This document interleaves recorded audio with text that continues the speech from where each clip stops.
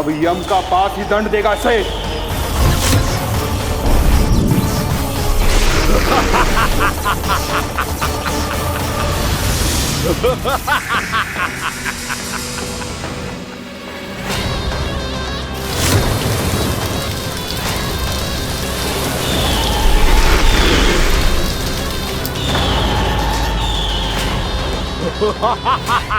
तूने जल की धार को भले ही काट दिया हो दुष्ट, पर हिम में धार नहीं होती। अब मेरी हिम शक्ति तुझे जमा कर नष्ट कर देगी।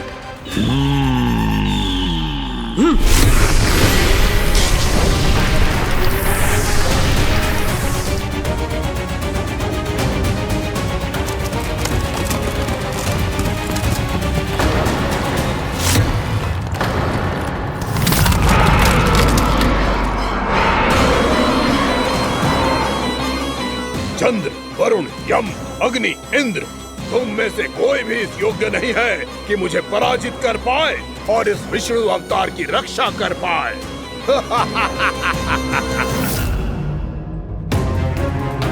इस असुर को देवता कुछ ना बिगाड़ पा रहे हैं।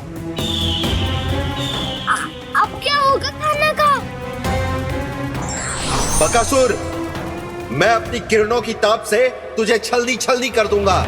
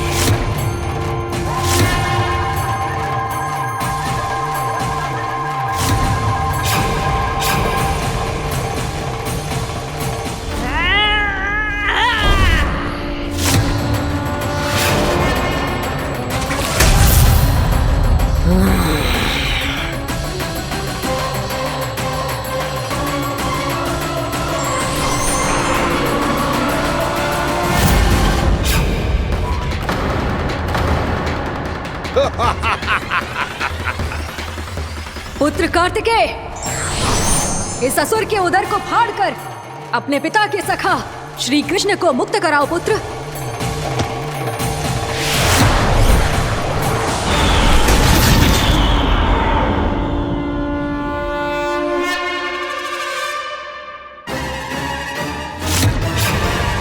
मैंने कहा था, तुम में से कोई भी मेरा बाल भी बांका नहीं कर पाएगा।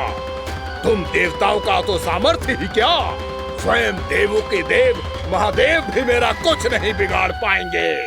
कृष्ण को अपने उदर में ही पचा जाऊंगा मैं।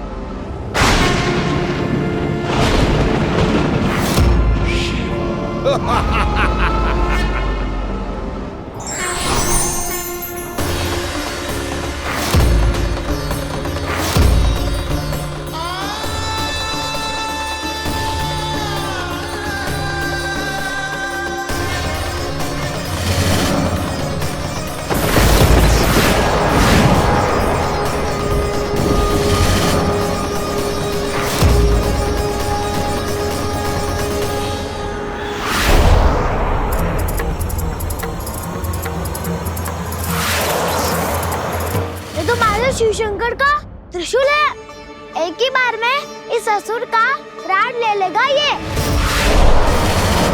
हाँ, महादेव का त्रिशूल।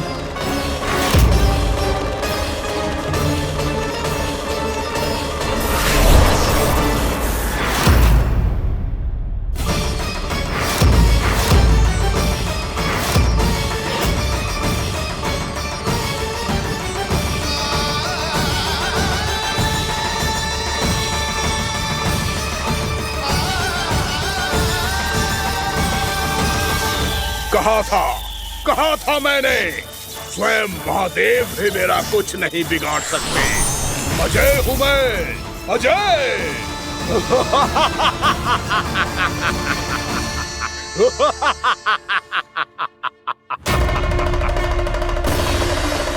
प्रभु, आपके त्रिशूल की महिमा तो अपरंपार है, तो फिर ये ठहर क्यों गया? आपने अपने त्रिशूल को वापस क्यों ले लिया महादेव? इस दुष्ट का संहार क्यों नहीं किया? क्योंकि इसकी मृत्यु मेरे हाथों नहीं, मेरे सखा नारायण के अवतार श्री कृष्ण के हाथों ही होगी, और यही विधि का विधान है। पर पिताजी, श्री कृष्ण तो इस असुर के उदर में फंसे हुए हैं, हम उन्हें मुक्त कैसे कराएंगे? ये उन्हें स्वयं ही मुक्त करेगा पुत्र। श्री कृष्ण अपने अपमान से क्रोधित नहीं होते, पर अपने भक्तों का अपमान वो क्षण भर भी सहन नहीं कर पाते। वकासुर यही भूल कर रहा है, हम सबका निरंतर अपमान करके वो उन्हें क्रोध दिला रहा है। वो ये नहीं जानता कि शीघ्र ही उन्हें अपने उदर में रख पाना उसके लिए असंभव हो जाएगा।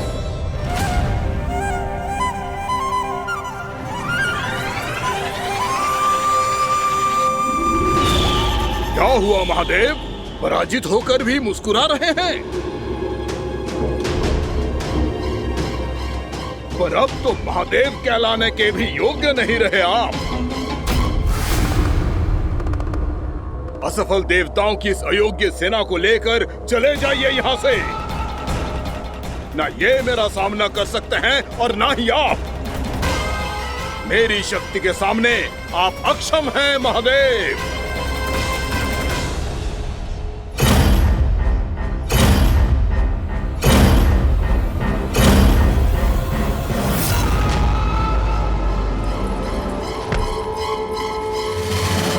सुधा, जिस दुष्ट ने मेरे लल्ला को निगलो है ना, भीतर से जलेगो, छटपटाएगो, पीड़ा से कराएगो। जिस दुष्ट ने मेरे लल्ला को निगलो है ना, भीतर से जलेगो, छटपटाएगो, पीड़ा से कराएगो। ये क्या हो रहा है मुझे?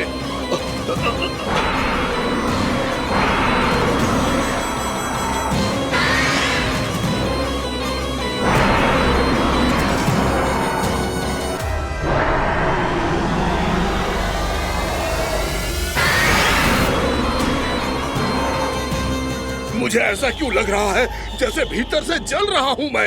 ये क्या हो रहा है मुझे?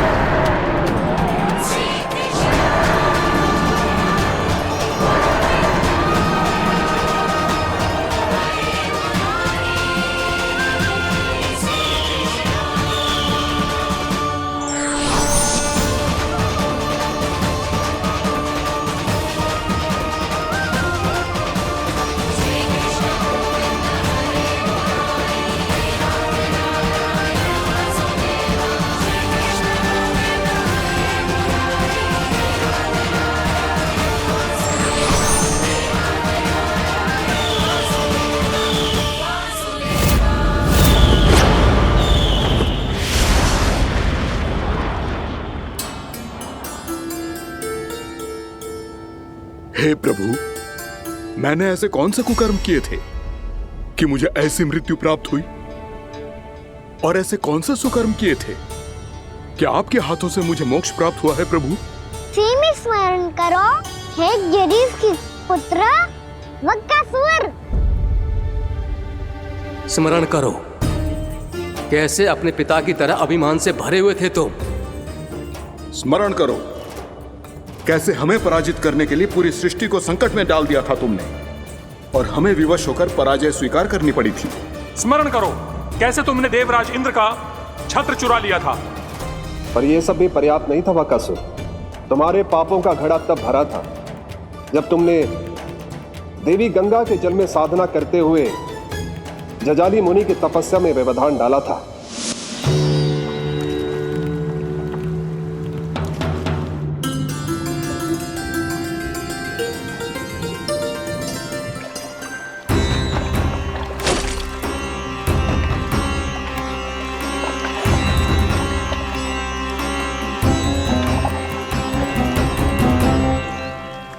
रुक क्यों गए चालक? नौका को आगे की ओर ले चलो। आगे बढ़ना उचित नहीं होगा महाराज। यहाँ से कुछ ही दूरी पर जालजली मुनि तपस्या कर रहे हैं। तो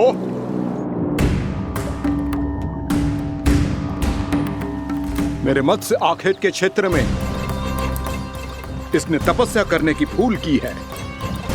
मेरे ही राज्य में मेरा कोई क्षेत्र मेरे लिए वर्जित हो, यह मुझे स्वीकार नहीं है। आपने पर्याप्त मत्स्य आखेट कर लिया है महाराज। यदि तुम इन मछलियों का आहार नहीं बनना चाहते हो, चुपचाप मेरी आज्ञा मानो। क्षमा, क्षमा महाराज।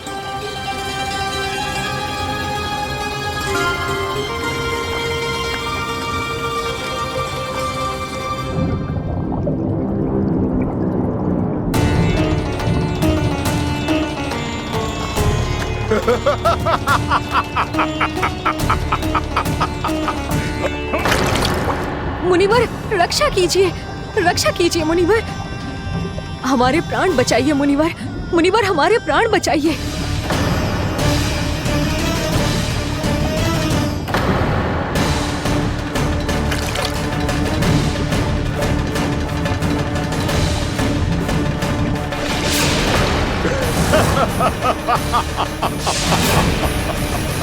ठहर जाओ असुरराज।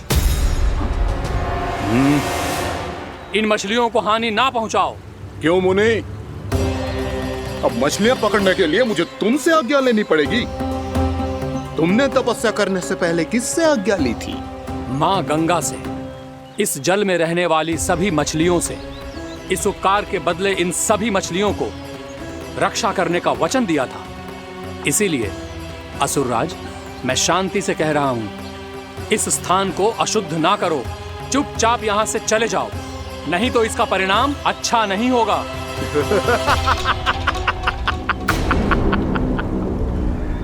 तुम जिन देवताओं की तपस्या कर रहे हो ना मुनि, उन्होंने भी मेरा कुछ नहीं बिगाड़ पाया था, और तुम मुझे धमकी देने का दुस्साहस कर रहे हो।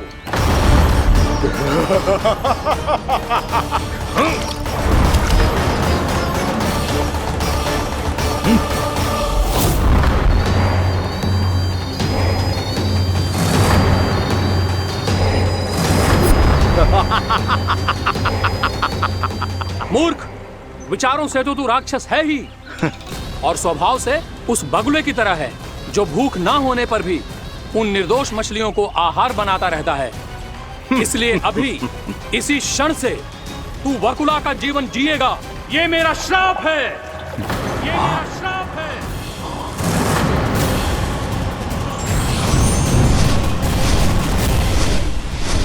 श्राप पाने के बाद तुम्हें आभास हुआ कि तुमने कितना बड़ा अपराध किया था, और तब तुम जजाली मुनि से क्षमा याचना करने लगे।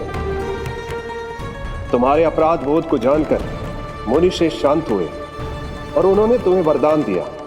श्राप से मुक्ति का एक ही मार्ग होता है असुर, पश्चाताप। तुम्हें अपने भूल का पश्चाताप है, इसीलिए मैं तुम्हें वरदान देता हूं। तुम्हें मेरे श्राप से मुक्ति अवश्य मिलेगी। स्वयं प्रभु श्री नारायण के अवतार इस बगुले के देह के बंधन से तुम्हें मुक्त करेंगे।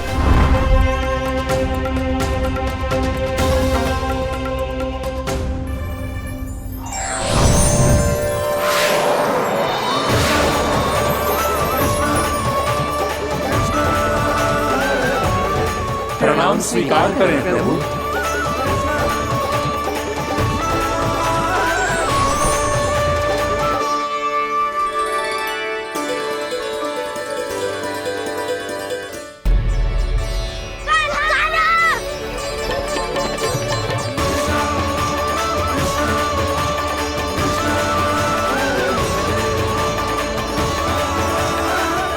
मुझे ना बताओ कि तुम सबने क्या देखा है, चाहे जो देखो है, बस मैया से कछु मत ही बताना।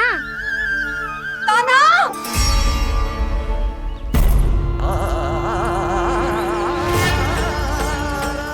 कान्हा!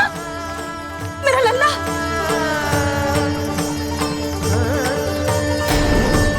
भानु बता रहा था तुझे कोई असुर पंछी निकल गया था। हाँ?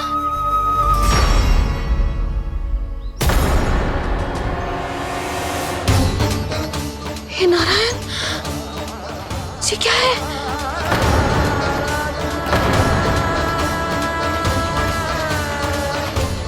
ये सब कैसे हुआ लल्ला? हाँ? कोई बताएगा मुझे ये क्या है?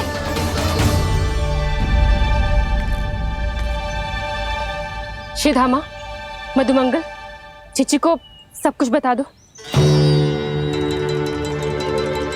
ये असुर पक्षी मुझे निगलने वाला था रानी भाभी, तभी अंतिम क्षण में कान्हा ने आके मुझे बचा लियो। और ये असुर पक्षी ने कही कि यह है वृंदावन का राजकुमार, नंदराज का लल्ला।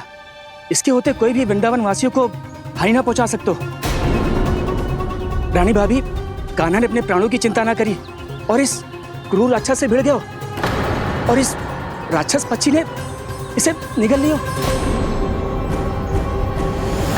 इतना पर्याप्त है भोला काका, सब कुछ बताने की आवश्यकता नहीं है। ये सब देख के सारी बालक मंडली इतनी व्याकुल हो गई कि सबने अपने प्राण अर्पित कर दिए और इस असुर पक्षी से कहे कि हमें खा लो और हमारे सखा को छोड़ दो। इन बालकों का पराक्रम देख के सभी देवतागण यहाँ आ गए और उनके हृदय भी पिघल गए और उन्होंने इस राक्षस पक्षी से युद्ध करके इसे मार गिराया। देवताओं के राजा इंद्र के वज्र का प्रहार तो मैंने अपनी आंखों से देखा है ताई जी। और फिर उसके बाद अग्निदेव ने अग्निवस्त्र का प्रहार किया। जय ना काकी, वरुण देव, कार्तिकेय, यमदेव सबने मिलके युद्ध किया इस राक्षस से। कहा था अभी मत बोलना, अरे सब मिलके फंसा दोगे मुझे। जय माँ भद्रकाली, हमारे शिव शंकर भी आए थे छोटी माँ। जाओ आप भी। बाबा साईता, मुझे लगता है कि ये कान्हा भी इन्हीं देवताओं में से एक है। संभव तो है चीची। स्मरण है, पूतना और तृणावर्त के आक्रमण के समय भी ऐसा ही हुआ था। सभी राक्षस मारे गए थे, पर अपने कान्हा को एक खरोच तक न आई थी। हाँ जीजी, मुझे लगता था कि श्री नारायण की विशेष कृपा है हमारे कान्हा पे, पर अब तो देख के लग रहा है कि हमारा कान्हा ही स्वयं श्री नारायण है। या फिर उनका अवतार है ये। अरे बस करो तुम सब, ऐसा कछु ना है। अरे जितनी बात सुनी है उससे तो यही लग रहा है कि कान्हा देवताओं और असुरों की युद्ध के बीच में फंस गया था। उसका इस सब से कोई लेना देना ना है। तो फिर इसके तन पे एक भी खरोच क्यों ना आया नंदराज? हाँ,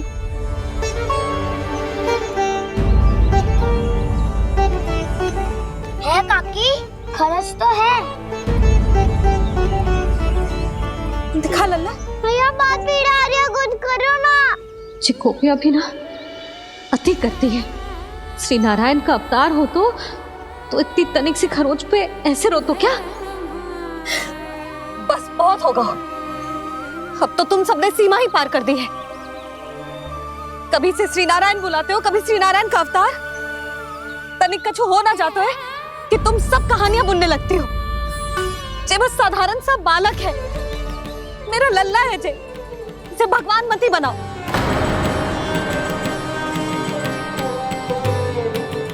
और तू क्या आवश्यकता थी तुझे यहाँ आने की? हाँ, वो भी मुझे बिना बताए। मेरे साथ छल करके आए हो तू। अब तू घर चल, ऐसा दंड दूंगी ना कि मैया बहुत पीड़ा हो रही है। मैया बहुत पीड़ा हो रही है मैया। हाँ नन्ना, तू घर चल, मैं तुझे औषधि लगा दूंगी। हल्दी का लेप लगाऊंगी ना, झट से ठीक हो जाएगा। चल चल।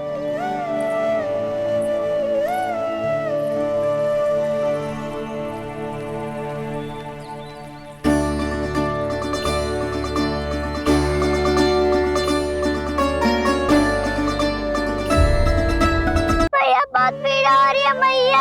हाँ नन्ना, तू घर चल, मैं तुझे औषधि लगा दूंगी। हल्दी का लेप लगाऊंगी ना, झट से ठीक हो जाएगा। चल चल।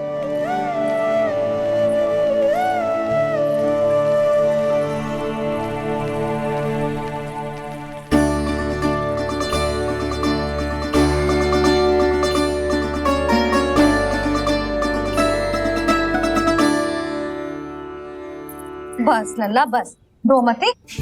चल चल चल, आजा। अभी औषधि लगाऊंगी ना, तेरी सारी पीड़ा लुप्त हो जाएगी। आजा आजा, बैठ जा लल्ला।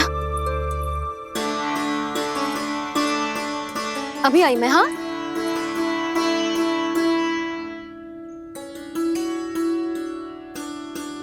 मैया। अरे तो अभी तक रो है? क्या कह रही थी सारी गोपियां? बता। के मेरा लल्ला श्री नारायण का अवतार है, दिव्य है, भगवान है। और जो भगवान इतनी छोटी सी चोट पे रोते हैं क्या? इतनी तो लगी भी ना है तुझे, जितना तो तू आ ऊ कर रो है।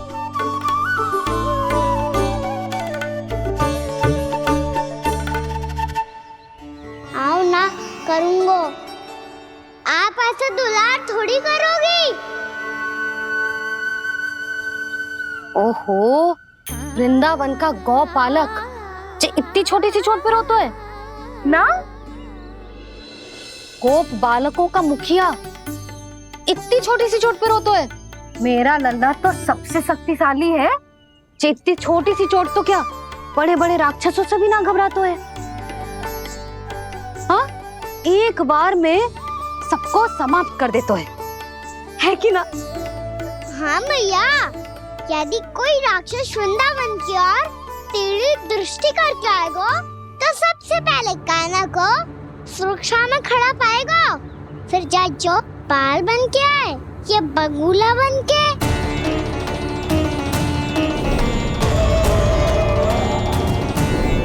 ना लल्ला, सोचो भी मती। वृंदावन की सुरक्षा करना तेरा दायित्व ना है। तुझे और कोई संकट का सामना करने की आवश्यकता ना है। अभी तो मेरी पीड़िता का हरण कर रही थी, अचानक से क्या हो गया मैया को? कोई आवश्यकता ना है तुझे ऐसे संकटों का सामना करने की। आने दे आज तेरे बाबा को, सीधा सीधा बोल दूंगी। बहुत हो गए उनके तर्क वितर्क। मेरा फूल सा लल्ला वन में अकेले गौचारण के लिए ना जाए को। आज बगुले ने निकल लियो, कल कछु और हो जाए तो? नारायण ना करे, कहीं कछु ऊंच नीच तुझे कछु हो जाए तो? मैं तो जीते जी मर जाऊंगी।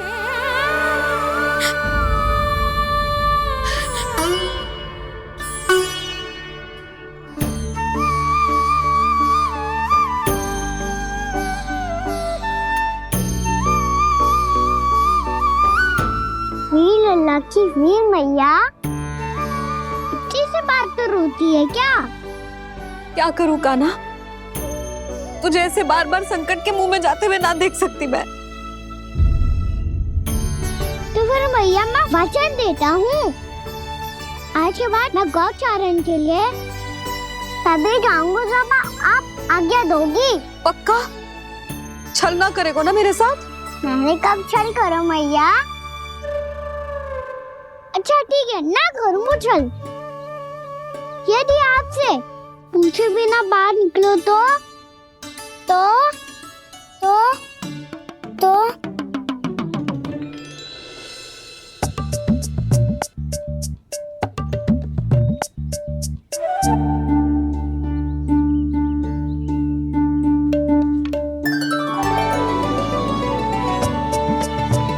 ये रही आपकी छड़ी और ये रही मेरी पीठ। ठीक, बिना तापर तोड़।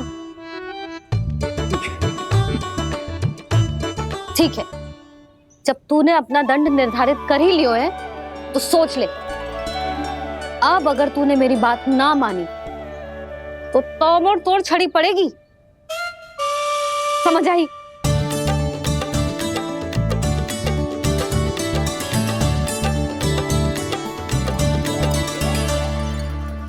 अच्छा ही है कि कान्हा कुछ दिन घर ही रहे। आज वन में जो हुआ है अवश्य कंस ने ही करवाए हुए वो सब।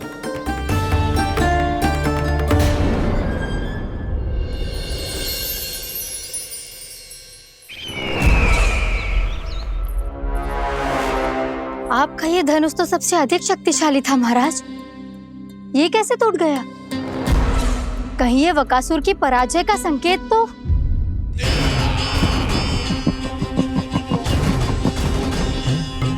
प्राप्ति, लगता है तुम्हें शुभ समाचार मिला नहीं। उस बकासुर ने उस विष्णु अवतार को जीवित ही निगल लिया है। अरे अब तक तो उस नन्हे से बालक को पचा भी चुका होगा वो। उसके तन में रक्त बनकर वो विष्णु अवतार और उसकी शक्तियां दौड़ रही होंगी। क्षमा कीजिए महाराज।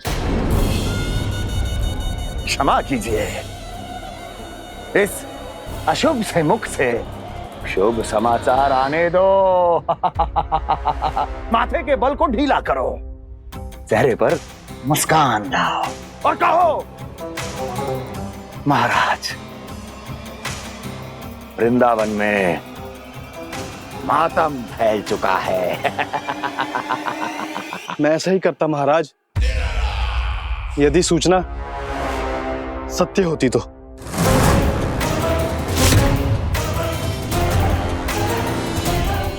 कहना क्या चाहते हो? एक क्षण में सूचना उगलो, अन्यथा मेरा योद्धा बकासुर विष्णु अवतार की तरह तुम्हें भी जीवित निकल जाएगा। आने दो। बकासुर मारा गया महाराज, बकासुर मारा गया महाराज, बकासुर मारा गया। बकासुर मर चुका है? असंभव। असंभव। बकासुर ने उस बालक को निगल तो लिया था, पर उसकी सुरक्षा करने के लिए सभी देवता वहां प्रकट हो गए, पर फिर भी कोई बकासुर का सामना नहीं कर पाया। और फिर क्या हुआ? वो बालक स्वयं ही बकासुर के उदर से बाहर आ गया और उसकी चोंच तोड़कर उसकी हत्या कर दी।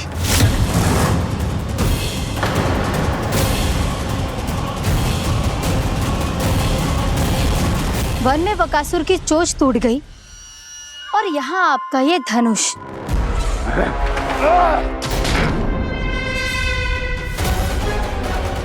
केवल नहीं टूटा तो आपका ये भ्रम महाराज। क्षमा कीजिएगा महाराज, आपका भ्रम टूटना आवश्यक है। आवश्यक है आपको यह आभास होना कि उस विष्णु अवतार को पराजित करने के लिए आपके साधारण योद्धाओं में वो सामर्थ्य नहीं है। वत्सासुर, पूतना, तृणावर्त, बकासुर,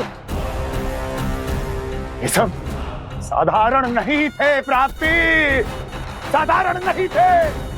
फिर तो ये और भी अधिक चिंता का विषय है महाराज, क्योंकि इसका अर्थ तो यही हुआ कि वो विष्णु अवतार कुछ अधिक ही असाधारण है और उसका सामना करने के लिए और उसे मिट्टी में मिलाने के लिए आपको एक ऐसे अस्त्र की आवश्यकता है जो उसके सामने ना झुके और ना ही टूटे।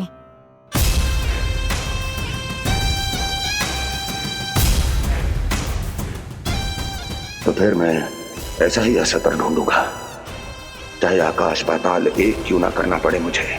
10 दिशाएं 14 भुवन क्यों ना नापने पड़े मुझे, मैं उस असतर को अवश्य ढूंढ निकालूंगा जो उस विष्णु अवतार के प्राणों की डोरी इस धनुष की तरह तोड़ सके।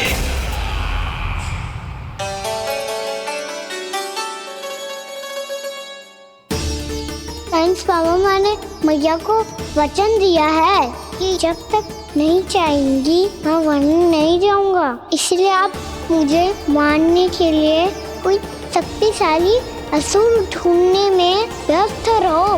कुछ दिन तब तक मैं व्यस्त रहूंगा अपनी मैया की सेवा करने में।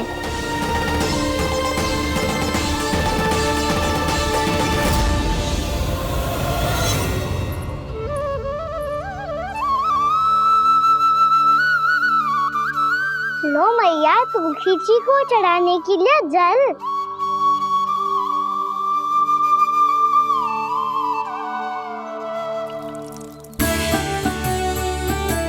लो मैया, और आटा।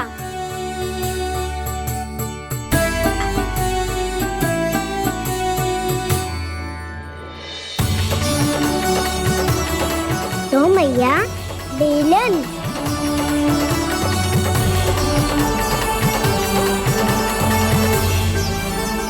ले, तनिक खा ले। ओ मैया, भूख ना लगी है। बिना भूख के खाने से क्या लाभ? और तेरा जब पेट तो कह रहा है कि उसे भोजन चाहिए, और लाभ कैसे ना लल्ला? भोजन का लाभ है ना, तन को पोषण मिलेगो, स्वास्थ्य बनेगो, जे तेरी भुजाओं में शक्ति आ जाएगी ताऊ के जैसी, ताऊ से भी अधिक। तेरे जे केस भी लंबे हो जाएंगे। सच्ची मैया? सच्ची। माप के देख लियो नित्य दिन। तनिक खा।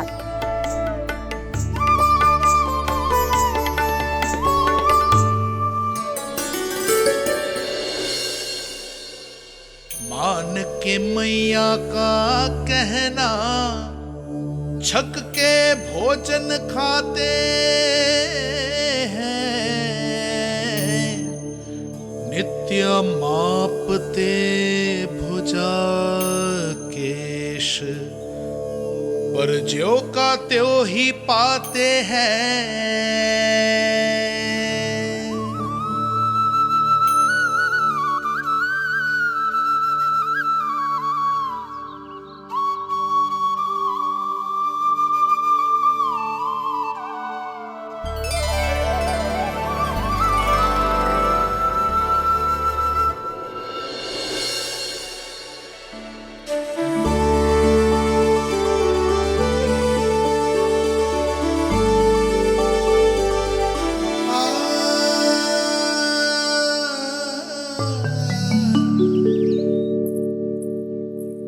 ले लल्ला, फल खा ले। ना, मुझे ना खाने फल वल। क्यों? लंबे केस और शक्तिशाली भुजाएं ना चाहिए? व्यर्थ है ये सब। पिछले 10 दिनों से देख रहा हूँ, ना केस लंबे हुए हैं, ना भुजाएं शक्तिशाली बनी है। 10 दिन में का चुनाव होने वाला। 10 सप्ताह ऐसे खाएगो ना, तब जाके कछु बदलाव दिखेगो। समझ आई? चल अब खा ले। वैसे भी मुझे बहुत सारी तैयारियां करनी है आज। इसीलिए मैया, एकादशी के व्रत के लिए लल्ला। सुनो जी, सारी सामग्री आ गई? हाँ, तुमने जो कही थी सब ले आए हूँ।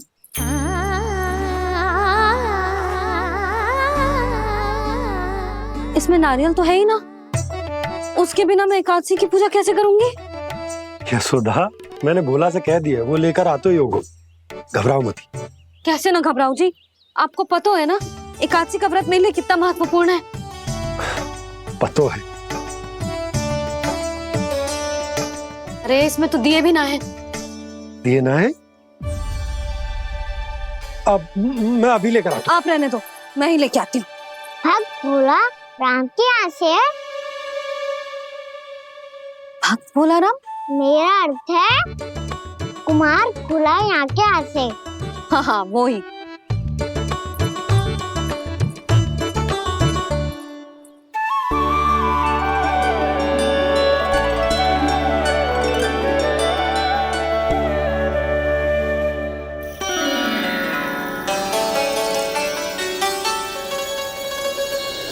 श्री हरि, श्री हरि, मेरे श्री हरि।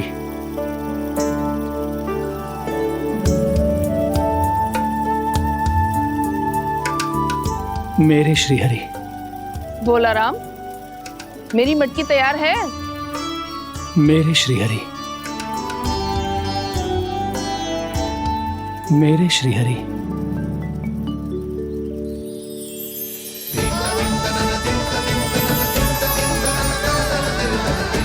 भोला राम,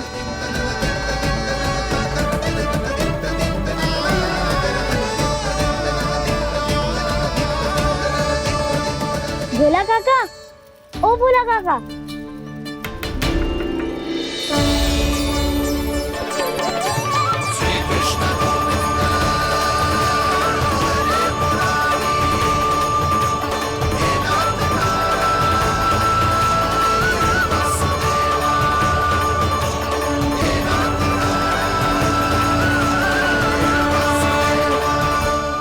अरे श्री हरि प्रसन्न हो गए। मेरे श्री हरि आ गए, मेरे भगवान आ गए। मेरे श्री हरि आ गए, मेरे भगवान आ गए। मेरे श्री हरि आ गए, मेरे भगवान आ गए। मेरे श्री हरि आ गए, मेरे भगवान आ गए। मेरे भगवान आ गए, मेरे घर मेरे भगवान आ गए।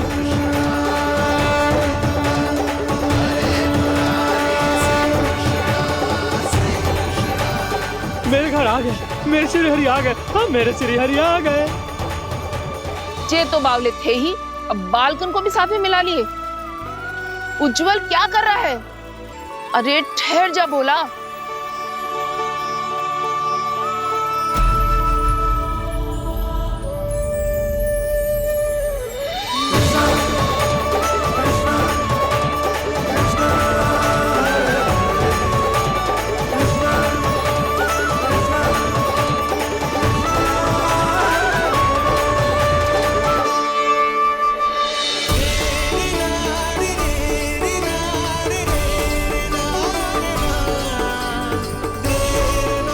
प्रेम से बुलाओ, आएंगे हरि भी।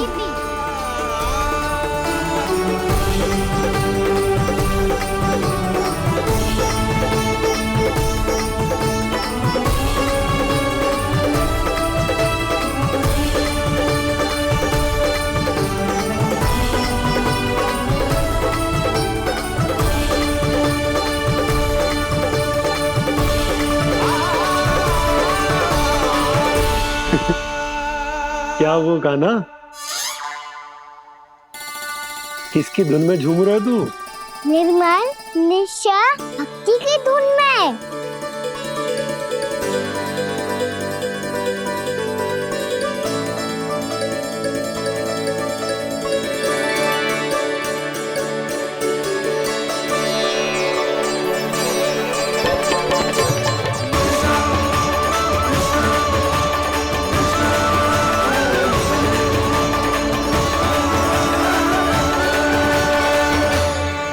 अरे क्या हो गया इन्हें? बावले हो गए हैं क्या? ठहरो, कोई आवश्यकता ना है ऐसे बावलों की तरह नाचने की।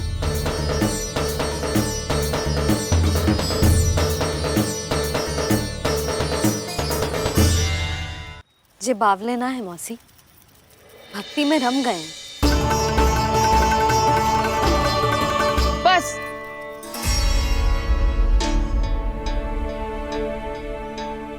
हम सब कब से खड़े हैं यहाँ, पर तुम्हें कुछ ध्यान ही रहा है।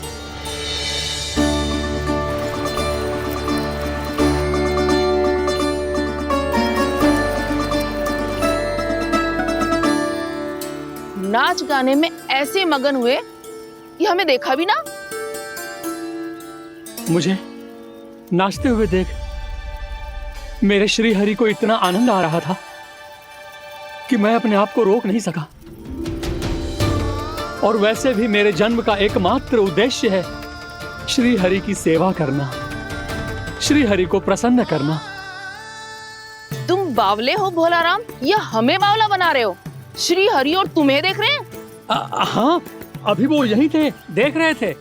भोला काका, आपने भी ना अति कर दी। अब हमें भी बताओ तनी, कहाँ थे श्री हरि?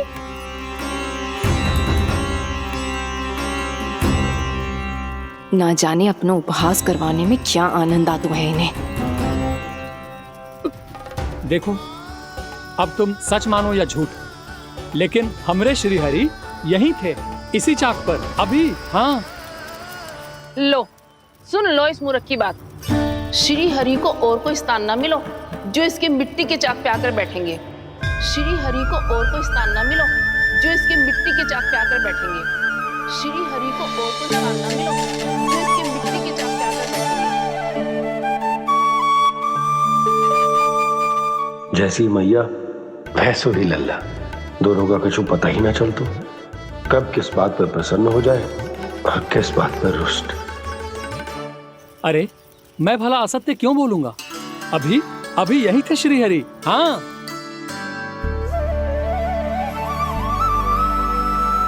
हाँ, जैसे श्री हरि को तो कोई कार्य है ही ना, वो तो आतुर होके बैठे रहते हैं कब तुम हरि हरि बुलाओ और वो दौड़े चले आए। भगवान तो भक्तों के पास आने के लिए सदैव आतुर रहते हैं, बल्कि सत्य तो यह है कि भक्तों के मन में ही निवास करते हैं भगवान।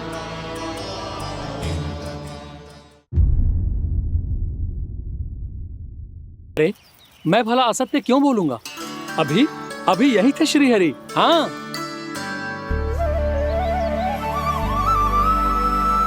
हाँ, जैसे श्री हरि को तो कोई कार्य है ही ना, वो तो आतुर होके बैठे रहते हैं कब तुम हरि हरि बुलाओ और वो दौड़े चले आए। भगवान तो भक्तों के पास आने के लिए सदैव आतुर रहते हैं, बल्कि सत्य तो यह है कि भक्तों के मन में ही निवास करते हैं भगवान। भगवान तो भक्त के पास आने के लिए सदैव ही आतुर रहते हैं शंकरी मौसी। बल्कि सच्ची बात तो ये है कि भगवान हमारे मन में ही निवास करते हैं। कम से कम तू तो इसे बढ़ावा मत दे जशोदा। जब देखो जब हरि नाम की रट लगाए रहते है। हरि बोलते बोलते ऐसो बावलो होता है कि सारा कार्य भूल जाता है। 2 दिन से अपनी मटकी के लिए चक्कर काट रही हूँ। अभी तो एक चक्कर और लगाना होगा आपको। आपकी मटकी तैयार हो गई है, अभी लाता हूँ।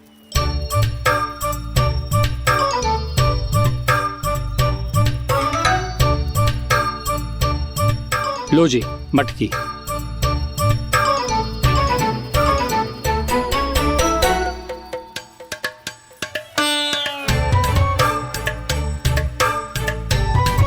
इस कच्चे मटके का क्या करूं मैं? हाँ?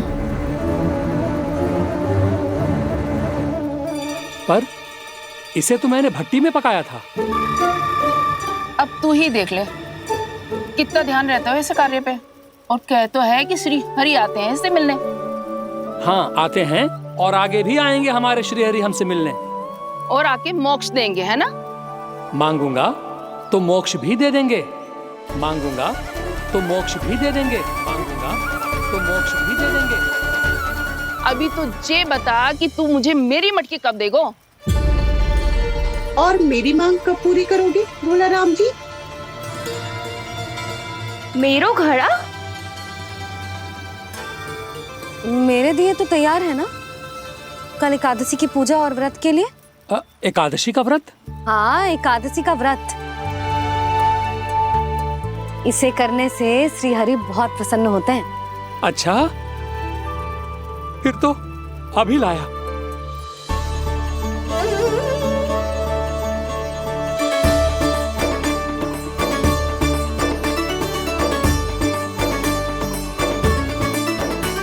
लो जी आपके दिए।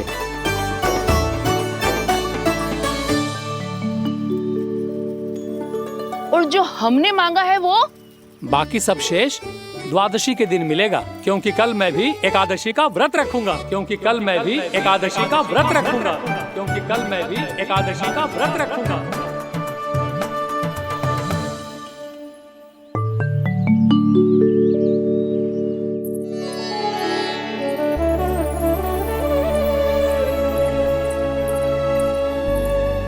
जानकी, फूलों का प्रबंध हुआ कि ना?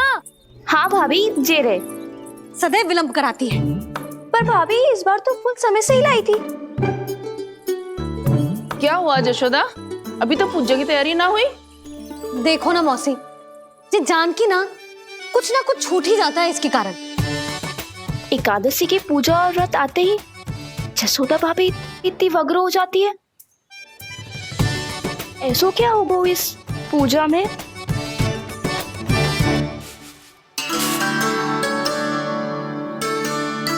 ये थाली में रोली चंदन रखने से, दिया जलाने से के होगो? आपको पता भी है एकादशी का व्रत क्यों रखते हैं? क्या महत्व है इसका? लो, जे तो मैं जसोमती रानी से पूछना भूल ही गया। पर हाँ भगवान, मेरे लिए इतना ही पर्याप्त है कि इस व्रत को रखने से मेरे श्रीहरि हमसे प्रसन्न हो जाएंगे।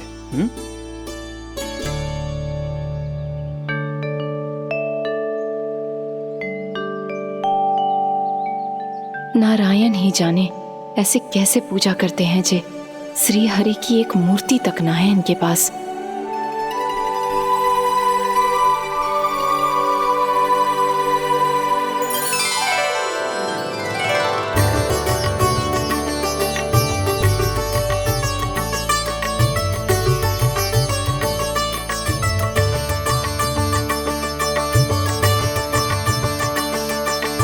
प्रभु, न तो मेरे पास मूर्ति है और ना तो इस व्रत के विधि विधान के बारे में मुझे जानकारी है और ना ही मुझे इसके महत्व के बारे में जानकारी है, पर फिर भी मैं करना चाहता हूं।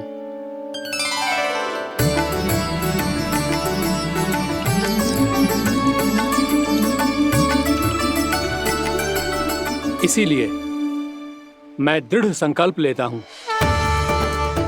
पूरी निष्ठा के साथ, श्रद्धा के साथ और पूरी आस्था के साथ मैं इस व्रत को संपन्न करूंगा।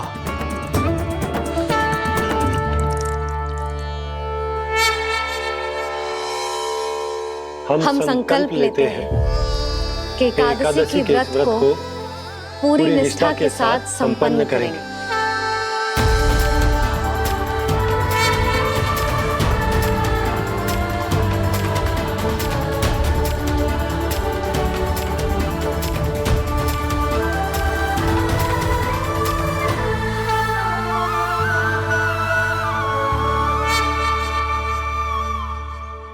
तुलसी जी के पत्ते तो है ही ना।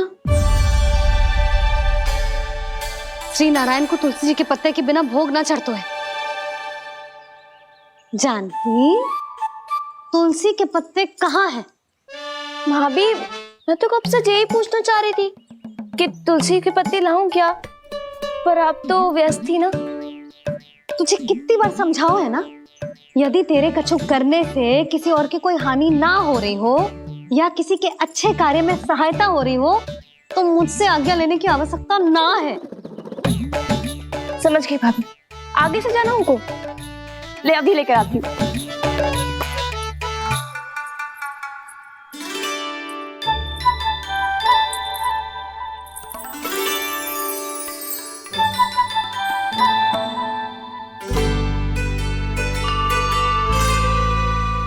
ताऊ, आपने पहले ये व्रत करो है?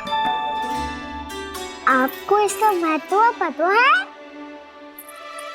भाभी चलो। जानकी, तुमने ये व्रत करो है? फिर तुमको इसका महत्व पता है? सुमति जी, आपको पता है इसका महत्व? कान्हा, क्यों तंग कर रहे हो सबको? मैया, सबने करो ये व्रत, मुझे भी करना है।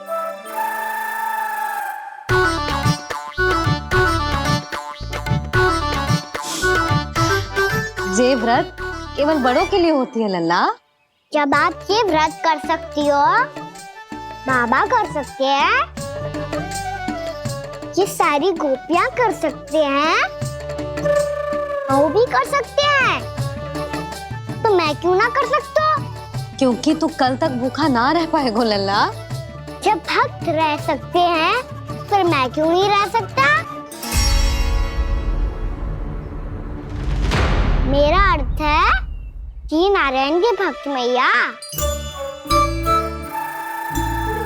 मैया मान जाओ ना, मुझे करने दो ना ये व्रत। अपनी लल्ला पे आप विश्वास ना है आपको? विश्वास है। अच्छा ठीक है, तू भी कर ले।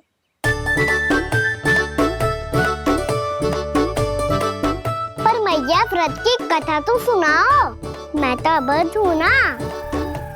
मुझे कैसा पता चलेगा कि ये व्रत करते क्यों हैं?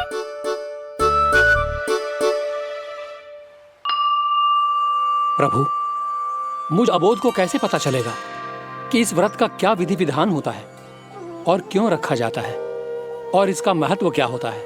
मुझे तो आप ही बता सकते हैं प्रभु। जब व्रत कर रहे हैं तब उसका महत्व भी पता होना चाहिए ना। बताओ ना मैया, क्यों रखते एकादशी का व्रत? इसके लिए तो तुझे एकादशी की कथा सुननी होगी। सुनेगो ना?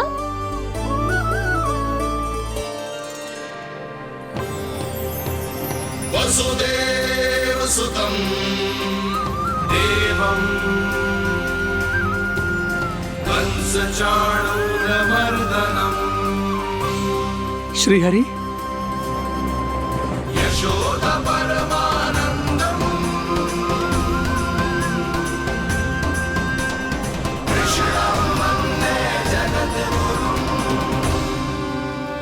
वाह प्रभु, अपने भक्तों को एकादशी व्रत का महत्व समझाने का अच्छा उपाय खोज निकाला है आपने।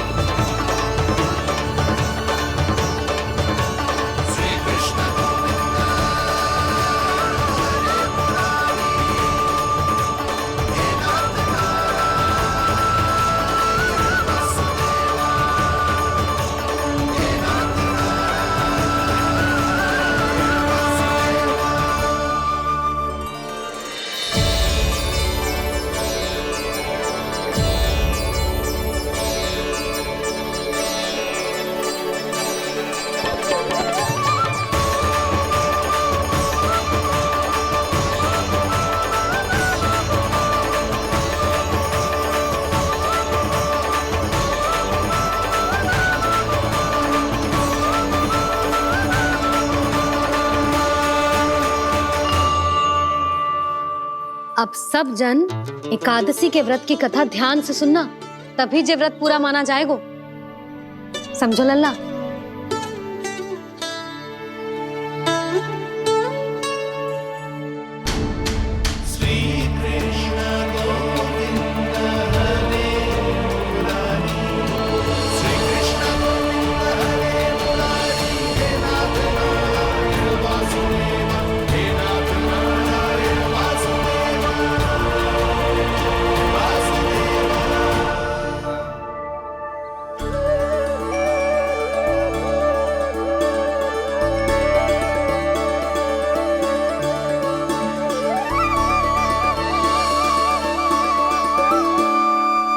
सतयुग में चंद्रावती नाम के नगर में मूरा नाम का एक असुर राज्य करता था। ओम ब्रह्मदेवाय नमः। ओम ब्रह्मदेवाय नमः। ओम ब्रह्मदेवाय नमः। ओम ब्रह्मदेवाय नमः।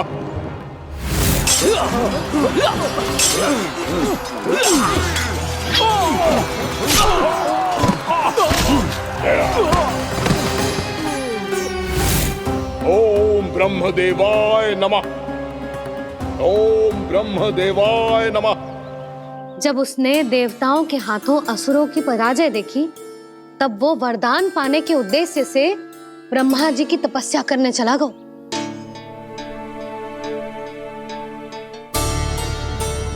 शीघ्र ही मूरा की तपस्या सफल हो गई और ब्रह्मदेव जी उससे प्रसन्न हो गए। ओम ब्रह्मदेवाय नमः। ओम ब्रह्मदेवाय नमः। ओम ब्रह्मदेवाय नमः। ओम ब्रह्मदेवाय नमः। ओम ब्रह्मदेवाय नमः। ओम ब्रह्मदेवाय नमः। ओम ब्रह्मदेवाय नमः। ओम ब्रह्मदेवाय नमः। ओम ब्रह्मदेवाय नमः। मूरा, प्रणाम ब्रह्मदेव। तुम्हारी तपस्या सफल हुई। बोलो, तुम्हें क्या वर चाहिए? सृष्टि के रचयिता ब्रह्मदेव, कृपया मुझे ऐसा वरदान दीजिए जिसकी सहायता से मैं त्रिलोकी विजयी बन जाऊं और कोई देवता मुझे पराजित ना कर सके। यहां तक कि देवताओं के रक्षक, सृष्टि के संचालक भगवान श्री विष्णु के लिए भी मैं अपराजय रहूं। तथास्तु, तथास्तु, तथास्तु। प्रणाम ब्रह्मदेव।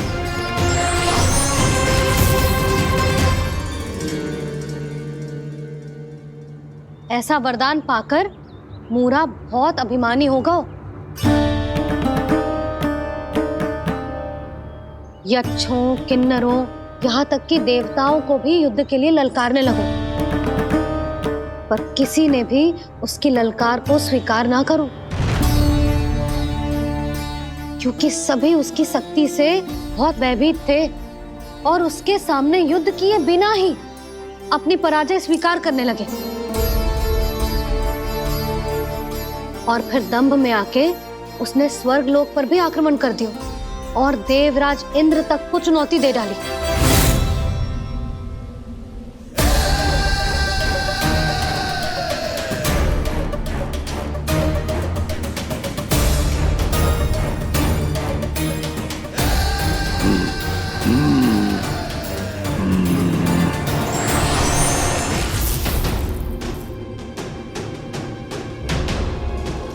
मैं प्रतीक्षा कर रहा हूं देवराज, क्या उत्तर है तुम्हारा? मुझसे युद्ध करोगे या फिर बिना लड़े ही पराजय स्वीकार कर मेरे अधीन हो जाओगे और सौंप दोगे मुझे अपना ये स्वर्ग लोक? सारी शक्ति तुम्हारे मुख में है या कुछ बाहुबल भी है तुम्हारे पास? मैं तुम्हारी चुनौती स्वीकार करता हूं मूरा, मैं तुम्हारी चुनौती स्वीकार करता हूं मूरा।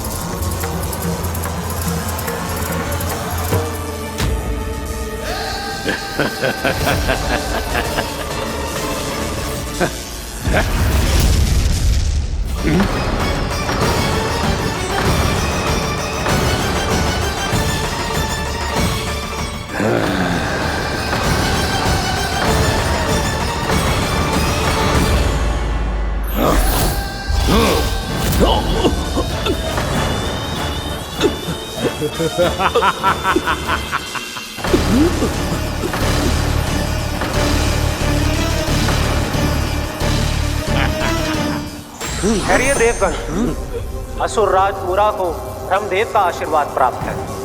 आप में से कोई भी इन्हें पराजित नहीं कर पाएगा।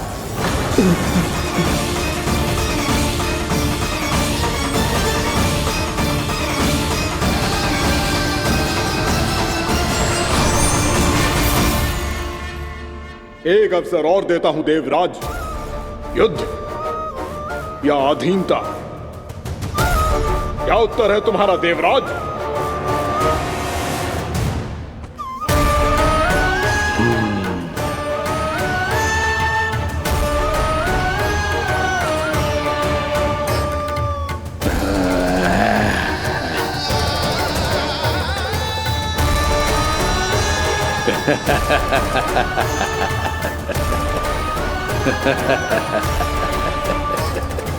इंद्र और सभी देवताओं ने मूरा के आतंक में आके उससे भयभीत होके अपना सिंहासन छोड़ दियो। अब मूरा स्वर्ग का अधिपति बन गयो और शीघ्र ही उसने अन्य सभी असुरों को स्वर्ग में निवास करने के लिए आमंत्रित कर दियो।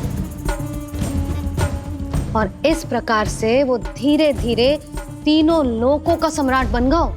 उसे किसी ने रोका नहीं मैया? ना लल्ला, इतना साहस किसी में था ही ना। और फिर जे निश्चित करने के लिए कि भविष्य में किसी और असुर की मृत्यु ना हो, वो यमराज पे भी विजय प्राप्त करने के लिए यमलोक की ओर प्रस्थान कर दियो। वो तो अपने आप को और सभी असुरों को अमर बनाना चाहता था।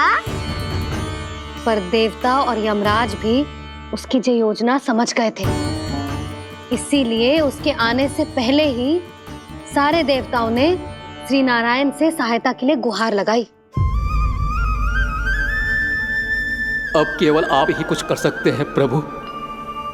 अभी तो मूरा केवल त्रिलोक का स्वामी है, और यदि उसने यमलोक भी जीत लिया तो वो जीवन को ही नियंत्रित नहीं करेगा प्रभु, वो मृत्यु का भी स्वामी हो जाएगा। ऐसे में पहले सृष्टि का संतुलन तो नष्ट होगा प्रभु, और फिर स्वयं सृष्टि ही नष्ट हो जाएगी। ऐसा नहीं होगा यमदेव, नियति ऐसा होने ही नहीं देगी। विधि रचेगी खेल और मैं बनूंगा माध्यम। असुर राज मुरा का सामना मैं करूंगा। बस आप मुझे चुनौती देने के लिए उसे तैयार कर लीजिए, चाहे उसके लिए आपको साम दाम दंड भेद कोई भी उपाय क्यों ना अपनाना पड़े।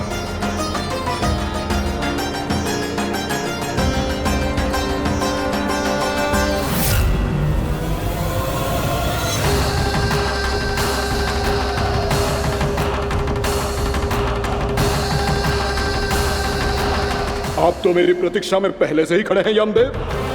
तब तो आपने मेरी चुनौती के बारे में भी सुना ही होगा। कहिए, क्या उत्तर है आपका? मेरा स्वागत करके अपना राज्य त्यागेंगे या मेरा सामना करके अपने प्राण?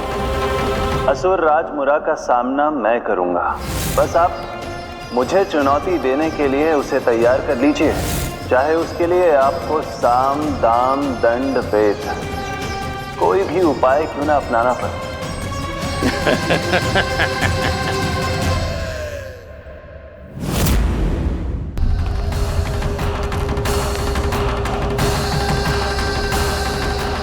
आप तो मेरी प्रतीक्षा में पहले से ही खड़े हैं यमदेव। तब तो आपने मेरी चुनौती के बारे में भी सुना ही होगा। कहिए, क्या उत्तर है आपका? मेरा स्वागत करके अपना राज्य त्यागेंगे या मेरा सामना करके अपने प्राण? हे असुर श्रेष्ठ, मैं आपकी अधीनता स्वीकार करने के लिए तैयार हूं। बस एक विनती है मेरी। शर्त को विनती का नाम देकर पहलाना चाहते हो मुझे यमराज? असुर राज मूरा के सामने शर्त रख पाओ, इतना सामर्थ्य नहीं है तुम में। इसका आभास है मुझे असुरराज, पर मैं आपकी अधीनता स्वीकार करूं इससे पहले आपको स्वामी धर्म का पालन करना होगा। मेरे पुराने स्वामी के क्रोध से मेरी रक्षा करनी होगी आपको। कौन है तुम्हारा पुराना स्वामी? भगवान श्री नारायण। और छोटी माँ मूरासुर को तो श्री नारायण से भी रक्षा का वरदान प्राप्त था ना? यही तो श्री नारायण की लीला थी बलराम। पर वो राक्षस अपने दम में जे समझ ही ना पाओ कि वो क्या भूल करने जा रहा है। अब पहुंच गो भगवान श्री नारायण को चुनौती देने के लिए।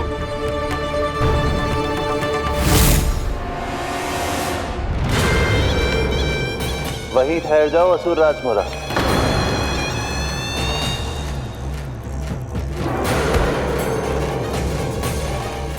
यहाँ क्यों आए? आपको पराजित करने और ये वैकुंठ जीतने, ताकि मैं यमलोक का स्वामी बन सकूं।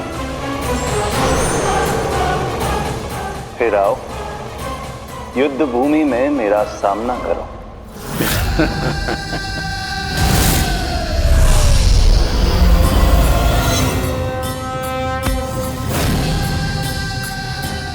ये नहीं जानते कि इनसे ना हारने का वरदान तो मैं पहले ही प्राप्त कर चुका हूं, इसलिए युद्ध ठीक से आरंभ हो पाए उससे पहले ही इन्हें जीत लूंगा मैं।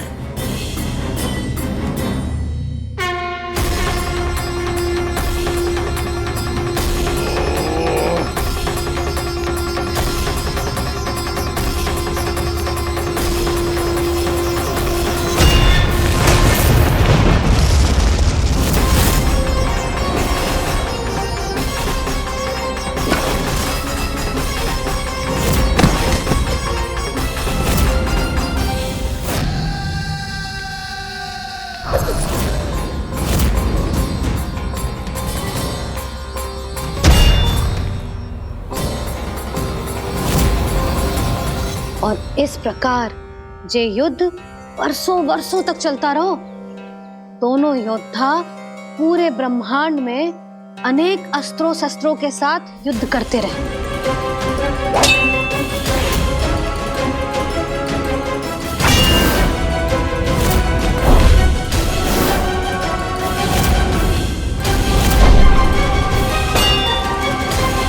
फिर क्या हुआ मैया?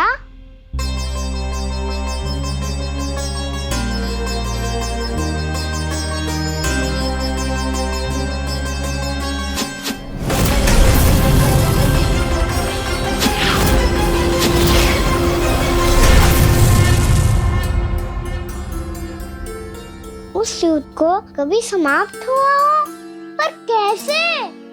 शीघ्र ही वो राक्षस थक गौ लल्ला।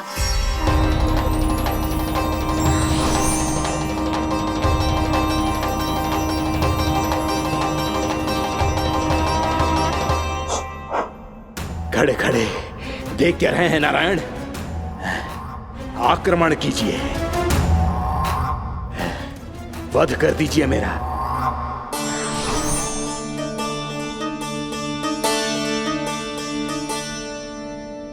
मैं तुम्हारी वीरता से प्रभावित हूं, इसीलिए इतनी थकान की स्थिति में मैं तुम जैसे वीर पर आक्रमण नहीं करूंगा। जाओ विश्राम करो। यदि फिर से युद्ध करने की इच्छा हो तो तुम्हारा स्वागत होगा।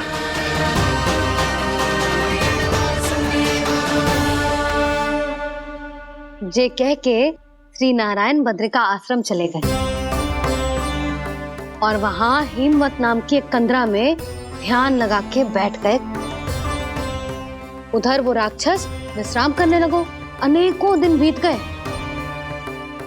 और अब वो राक्षस मूरा फिर से स्वस्थ होके बलवान हो गया था।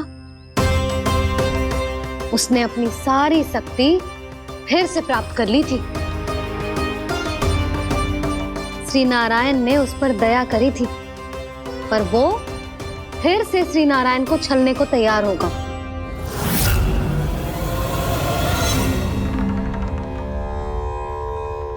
ध्यान में बैठे बैठे श्री नारायण योग निद्रा में चले गए,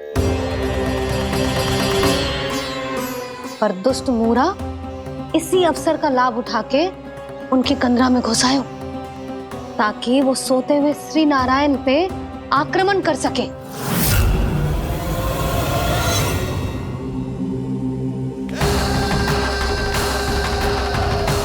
आज इस लंबे युद्ध को जीतकर अपने इस अंतिम शत्रु का भी अंत कर दूंगा मैं।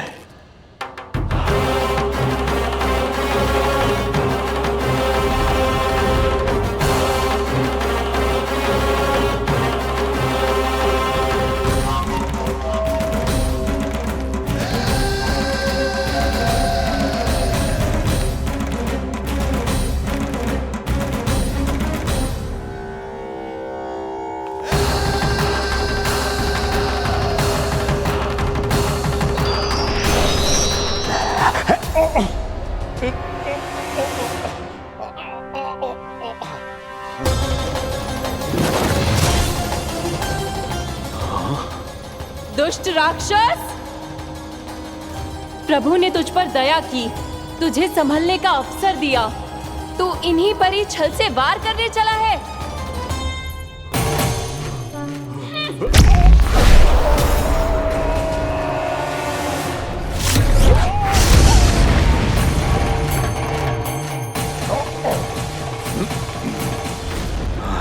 मैं अजय हूँ, मुझे कोई पराजित नहीं कर सकता। ब्रह्मा का वरदान है मुझे। तूने नारायण से अपराजय होने का वरदान मांगा था मूर्ख, उनकी शक्ति से नहीं। ध्यान से देख, मैं तेरी मृत्यु हूँ, मृत्यु।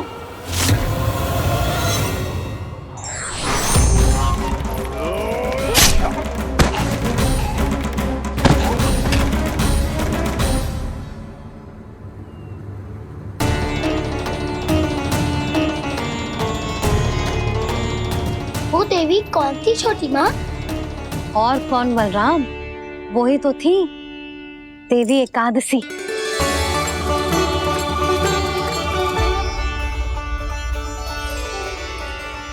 मुझे क्षमा कीजिए प्रभु, आपकी आज्ञा के बिना ही युद्ध करके आपके शत्रु को मृत्यु के घाट उतार दिया। क्षमा नहीं, आपकी तो प्रशंसा होनी चाहिए देवी। असुर राज को मारकर आपने सभी देवताओं को मुक्त करवाया है। इस पापी के अहंकार से तीनों लोकों की रक्षा की है आपने। आप एकादशी की तिथि पर मेरी एकादश इंद्रियों से उत्पन्न हुई हैं। इसीलिए मेरे सभी भक्त आपको उत्पन्न एकादशी के नाम से जानेंगे। सभी तिथियों में आपका स्थान सर्वश्रेष्ठ होगा। जिस तरह आपने राक्षस के आक्रमण से मेरी रक्षा की है, उसी प्रकार एकादशी के दिन व्रत करके जो भी भक्त आपकी कथा सुनेगा, मैं स्वयं उसकी रक्षा करूंगा। जो आपकी पूजा करेगा उसे मेरी विशेष कृपा प्राप्त होगी और उसके साथ साथ उसे मिलेगा धन, सिद्धि और मोक्ष।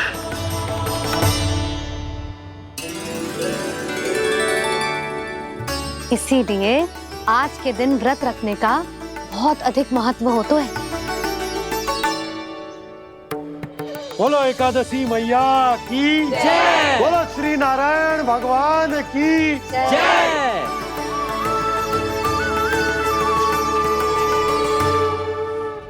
प्रभु की कृपा से एकादशी का महत्व भी पता चल गो और मेरा व्रत भी सफल हो गो। अभी नहीं भूला राम, एकादशी का व्रत पूरी तरह तभी सफल होता है जब द्वादशी के दिन उसे पूरा किया जाता है।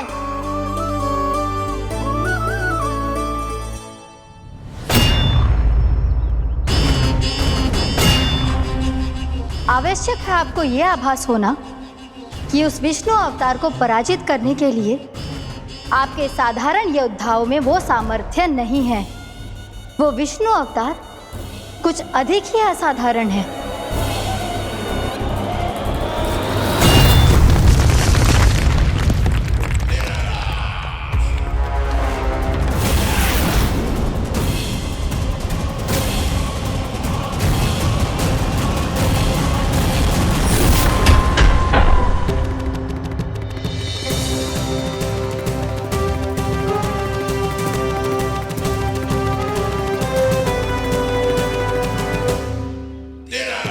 अब मैं दिखाऊंगा उस विष्णु अवतार को असाधारण शत्रु क्या होता है।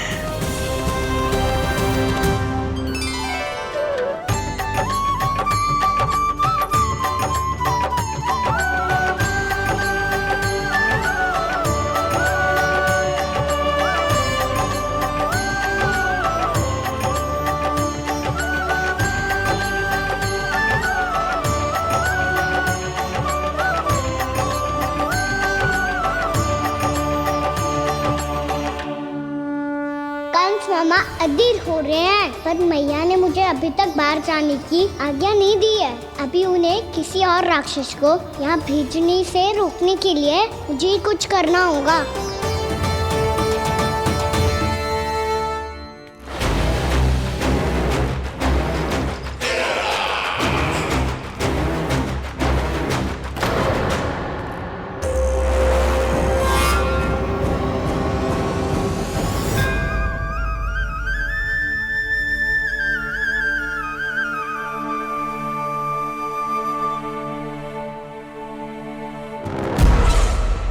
कौन हो तुम?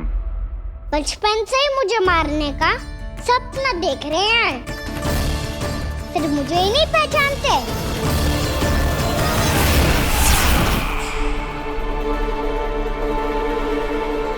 बचपन से विष्णु अवतार। कोई कान्हा बुलाता है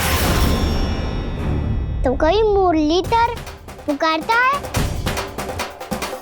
कोई माखन चोर कहता है, कोई कहता है चिच्चोर। पर विष्णु अवतार इस नाम से तो बस आप ही मुझे बुलाते हो मामा जी। इतना साहस कि तू यहां आ गया है।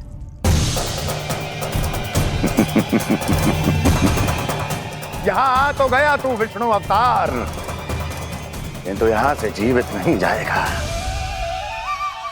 तेरे शीश को तेरे धड़ से अलग कर दूंगा मैं।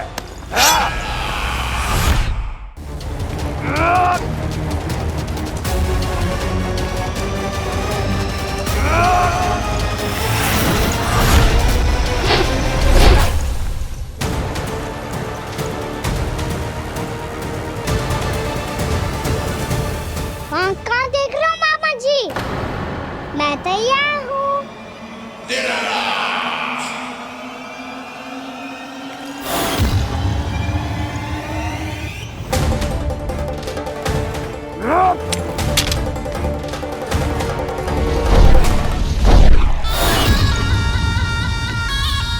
मामा जी, आप सदैव इसी तरह क्रोध में रहते हो क्या?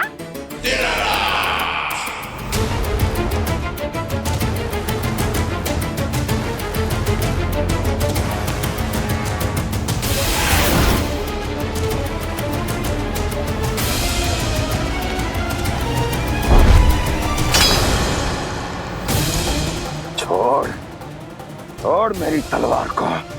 छोड़ो तो तब जब पकड़ा हूँ।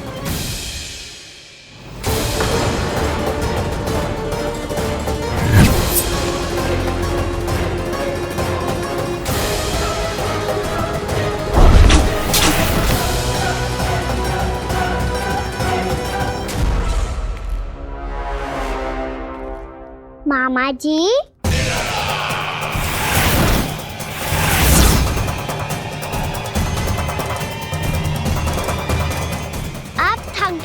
थोड़ा विश्राम कर लो। आपका तो पता नहीं, मैं अवश्य थक गया हूँ।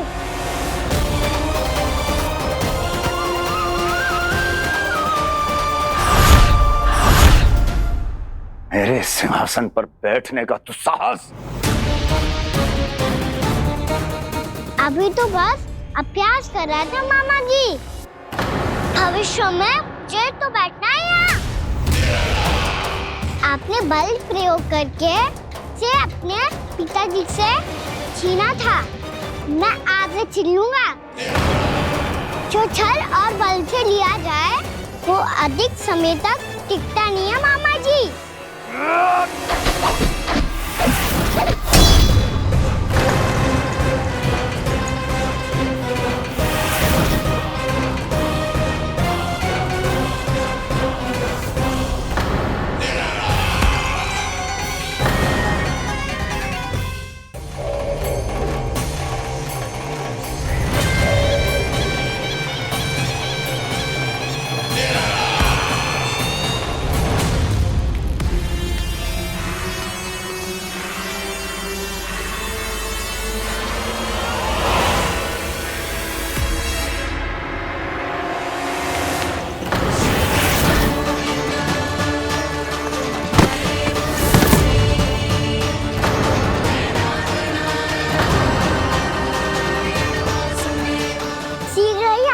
सिंहासन छोड़ना होगा।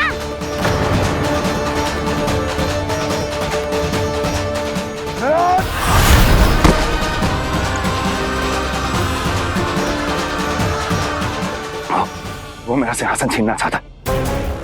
वो आ रहा है, वो आ रहा है। सैनिकों,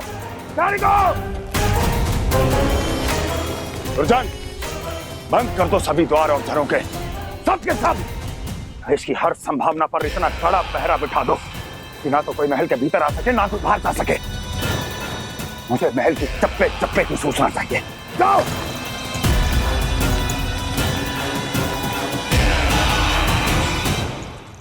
सिंहासन।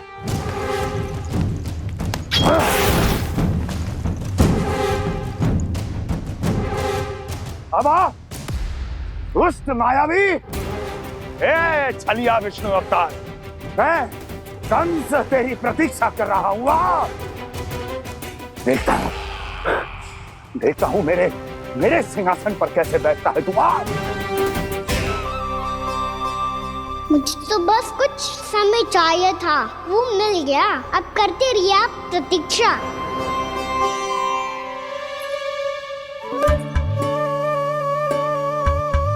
जी अपने आप से बातें क्यों कर रहे हैं जी?